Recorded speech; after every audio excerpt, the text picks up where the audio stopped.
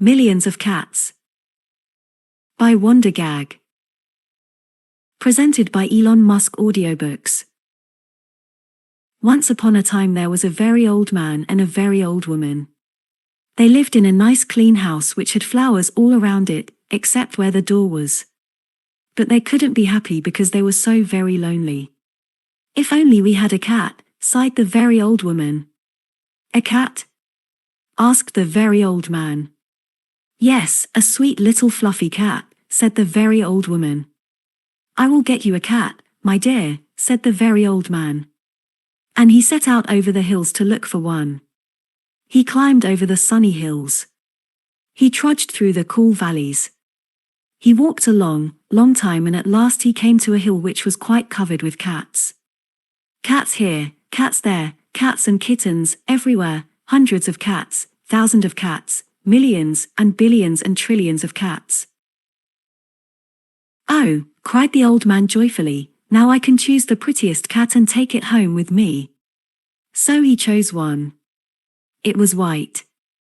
But just as he was about to leave, he saw another one all black and white, and it seemed just as pretty as the first. So he took this one also. But then he saw a fuzzy grey kitten way over here which was every bit as pretty as the others, so he took it too. And now he saw one way down in a corner, which he thought too lovely to leave, so he took this too. And just then, over here, the very old man found a kitten, which was black and very beautiful. "It would be a shame to leave that one," said the very old man. So he took it.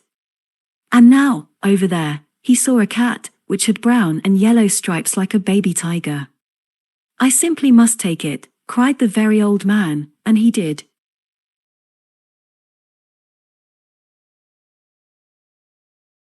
So it happened that every time the very old man looked up, he saw another cat which was so pretty he could not bear to leave it, and before he knew it, he had chosen them all. And so he went back over the sunny hills and down through the cool valleys, to show all his pretty kittens to the very old woman. It was very funny to see those hundreds and thousands and millions and billions and trillions of cats following him. They came to a pond. "Mew, mew. We are thirsty," cried the hundreds of cats, thousands of cats, millions and billions and trillions of cats. "Mew, mew. Now we are hungry," said the hundreds of cats, thousands of cats, millions and billions and trillions of cats. "There is much grass on the hills," said the very old man. Each cat ate a mouthful of grass and not a blade was left. Pretty soon the very old woman saw them coming. "My dear," she cried, "what are you doing? I asked for one little cat, and what do I see? Cats here, cats there, cats and kittens everywhere, hundreds of cats, thousands of cats, millions and billions and trillions of cats.